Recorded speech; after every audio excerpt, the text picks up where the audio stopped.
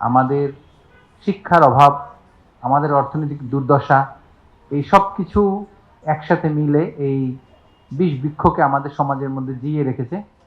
আমরা millennium development goal অতিক্রম করেছি, আমরা সাস্টেনেবল ডেভেলপমেন্ট গোলে ভালো ফলাফল করেছি, কিন্তু দেখা যাচ্ছে যে তার মধ্য দিয়েও কোথাও না কোথাও কিছু ফাঁকফোঁক রয়ে গেছে, যেই কারণে এই ধরনের একটা বিষবৃক্ষ আমাদের সমাজে এখনো আছে এবং সেটা কোনোভাবেই আমরা খুব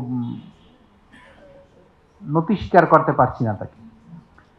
বিভিন্ন মন্ত্রণালয়ের সাথে আমাদের এই ক্ষেত্রে কাজ করতে হবে, তারা আমাদের অংশীজন, তাদেরকে আমরা আজকে আমন্ত্রণ জানিয়েছিলাম এই ওয়ার্কশপে এবং এখানে তাদের কাছ থেকে আমরা যে কমিটমেন্ট পেয়েছি, তাদের যে মতামত পেয়েছি, সেটাকে আমরা অ্যাকোমোডেট করে আগামীতে আরও সামনের দিকে অগ্রসর হতে পারবো এই কাজের ক্ষেত্রে, এটা আমরা মনে করি। এবং একই সঙ্গে আমাদের সিনিয়র সচিব মহোদয় যেটা বললেন, তথ্য মন্ত্রণালয় এবং প্রিন্ট এবং ইলেকট্রনিক মিডিয়ার যারা আছেন তারা আমাদেরকে সহযোগিতা করলে এই বিষয়ে আমরা আরও বেশি করে মানুষকে সচেতন করতে পারবো।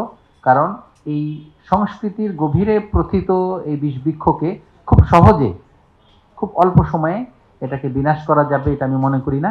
তো সেই ক্ষেত্রে আমরা যারা সচেতনতার সাথে জড়িত, ক্যাম্পেইনের সাথে জড়িত, তাদের আরও অংশগ্রহণ, আরও সুদৃষ্টি আমি কামনা করছি।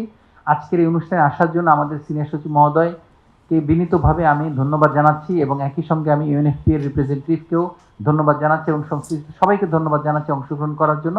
আপনাদের জন্য একটু আপ্যায়নের ব্যবস্থা আছে মধ্যাহ্নভোজের, আপনারা সেটা গ্রহণ করবেন, এই বলে আমি আমার বক্তব্য শেষ করছি।